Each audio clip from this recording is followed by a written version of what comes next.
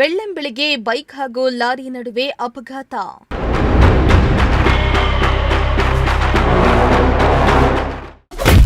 Lorry ಚಕ್ರಕ್ಕೆ ಸಿಲುಕಿ bike ಸವಾರ ಸ್ಥಳದಲ್ಲಿ ಸಾವು.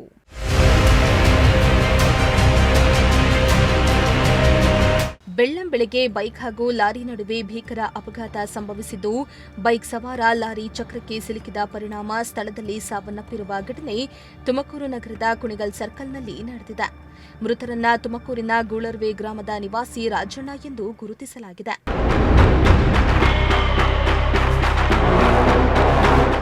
ಇನ್ನು ಮೃತ ರಾಜಣ್ಣ ಅವರು ಎಂದಿನಂತೆ ಬೆಳಗ್ಗೆ ತರಕಾರಿ ವ್ಯಾಪಾರಕ್ಕಾಗಿ ತುಮಕೂರು ನಗರಕ್ಕೆ ಬಂದು ವಾಪಸ್ ಮನೆಗೆ ತೆರಳುವ ವೇಳೆ ಲಾರಿ ಡಿಕ್ಕಿ ಹೊಡೆದ ಪರಿಣಾಮ ಅಪಘಾತ ಸಂಭವಿಸಿದೆ. ಇನ್ನು ಡಿಕ್ಕಿ ಹೊಡೆದ ಪರಿಣಾಮ ಬೈಕ್ ಸವಾರ ಲಾರಿ ಚಕ್ರಕ್ಕೆ ಸಿಲುಕಿ ಗಂಭೀರ ಗಾಯಗೊಂಡಿದ್ದು ಸ್ಥಳದಲ್ಲಿ ಸಾವನ್ನಪ್ಪಿದ್ದಾನೆ. ಸದ್ಯ ಮೃತ ದೇಹವನ್ನ ಮರಣೋತ್ತರ ಪರೀಕ್ಷೆಗಾಗಿ ತುಮಕೂರು ಜಿಲ್ಲಾಸ್ಪತ್ರೆಯ ಶವಗಾರಕ್ಕೆ ರವಾನಿಸಲಾಗಿದ್ದು, ಮೃತರ ಕುಟುಂಬಸ್ಥರ ಆಕ್ರಂದನ ಮುಗಿಲು ಮುಟ್ಟಿದೆ.